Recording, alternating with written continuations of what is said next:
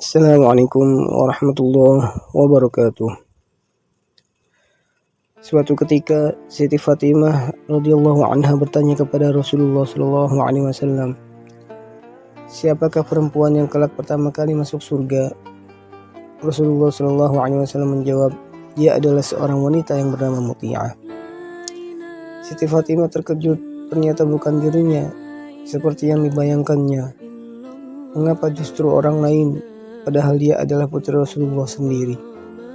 Maka timbullah keinginan Fatimah untuk mengetahui siapakah gerangan perempuan itu dan apakah yang telah diperbuatnya hingga dia mendapatkan kehormatan yang begitu tinggi. Setelah minta izin kepada suaminya, Siti Fatimah berangkat mencari rumah kediaman Muti'ah.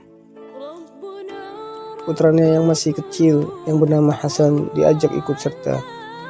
Ketika tiba di rumah Muti'ah, Siti Fatimah mengetuk pintu seraya memberi salam, "Assalamualaikum." "Waalaikumsalam, siapa di luar?" Terdengar jawaban yang lemah lembut dari dalam rumah. Suaranya cerah dan merdu. "Saya Fatimah putri Rasulullah," sahut Fatimah kembali. "Alhamdulillah, alangkah bahagia saya hari ini Fatimah putri Rasulullah sudi berkunjung ke gubuk saya." Terdengar kembali jawaban dari dalam. Suara itu terdengar ceria dan semakin mendekat ke pintu. "Sendirian Fatimah?" tanya seorang perempuan supaya dengan Fatimah, yaitu Muti'ah, seraya membukakan pintu. "Aku ditemani Hasan," jawab Fatimah. "Aduh, maaf ya," kata Muti'ah. Suaranya terdengar menyesal.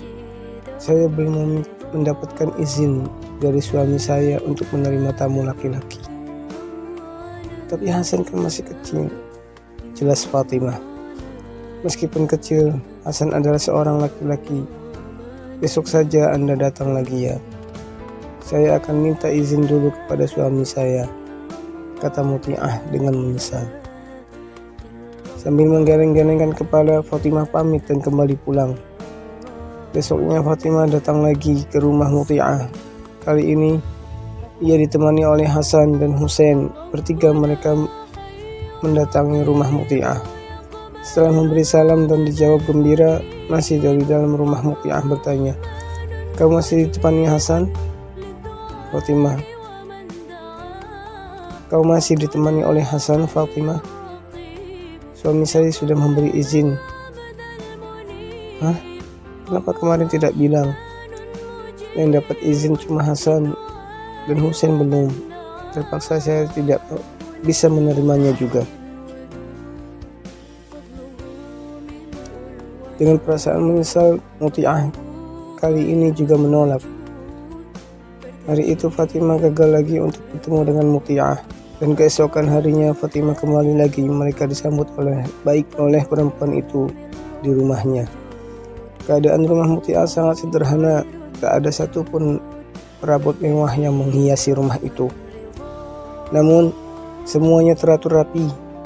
Tempat tidur yang terbuat dengan kasar juga terlihat bersih. Alasnya yang putih dan baru dicuci. Bau dalam ruangan itu harum dan sangat segar, membuat orang betah tinggal di rumah. Fatimah sangat kagum melihat suasana yang sangat menyenangkan itu, sehingga Hasan dan Husain yang biasanya tak begitu betah berada di rumah orang, kali ini nampak asyik bermain-main. "Maaf ya, saya tak bisa menemani Fatimah duduk dengan tenang sebab saya harus menyiapkan makan buat suami saya," kata Muti'ah sambil mondar-mandir dari dapur ke ruang tamu. Mendekati tengah hari, masakan itu sudah siap semuanya, kemudian ditaruh di atas nampan. Muti'ah mengambil cambuk yang juga ditaruh di atas nampan. "Suamimu bekerja di mana?" tanya Fatimah. "Di ladang," jawab Muti'ah. "Pengembala?" tanya Fatimah lagi. "Bukan, bercocok tanam." "Tapi mengapa kau bawakan cambuk?" "Oh itu," sahut Muti'ah dengan tersenyum. "Cambuk itu aku sediakan untuk keperluan lain. Maksudnya begini, kalau suami saya sedang makan lalu kutanyakan apakah masakan saya cocok atau tidak. Kalau dia mengatakan cocok, maka tak akan terjadi apa-apa. Tetapi kalau dia bilang tidak cocok, cambuk itu akan saya berikan kepadanya agar punggung saya dicambuk. Sebab berarti saya tidak bisa melayani suami dan menyenangkan hatinya. Apakah itu kehendak suamimu? Tanya Fatimah keheranan. Oh bukan, suami saya adalah seorang penuh kasih sayang. Ini semua adalah kehendakku sendiri, agar aku jangan sampai menjadi istri yang durhaka kepada suami. Mendengar penjelasan itu, Fatimah menggeleng-gelengkan kepalanya. Kemudian ia meminta diri pamit pulang. Pantas kalau Muti'ah kelak menjadi seorang perempuan yang pertama kali masuk surga, kata Fatimah dalam hati. Di tengah perjalanan pulang, dia sangat berbakti kepada suami dengan tulus. Perilaku kesetiaan semacam itu bukanlah lambang perbudakan wanita oleh kaum lelaki, tapi merupakan cermin bagi citra ketulusan dan pengorbanan kaum wanita yang harus dihargai dengan perilaku yang sama. Tak hanya itu, saat itu masih ada benda kipas dan lain kecil dan kain kecil.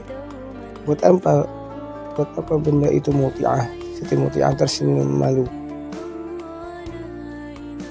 Namun setelah didesak, ia pun bercerita, engkau tahu Fatimah, suamiku seorang pekerja keras yang memeras keringat dari hari ke hari. Aku sangat sayang dan hormat kepadanya.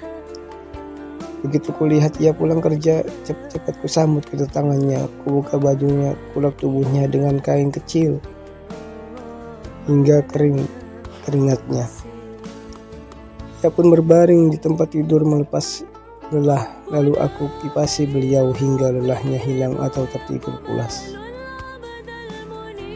Sungguh mulia Siti Muti'ah, wanita yang taat kepada suaminya.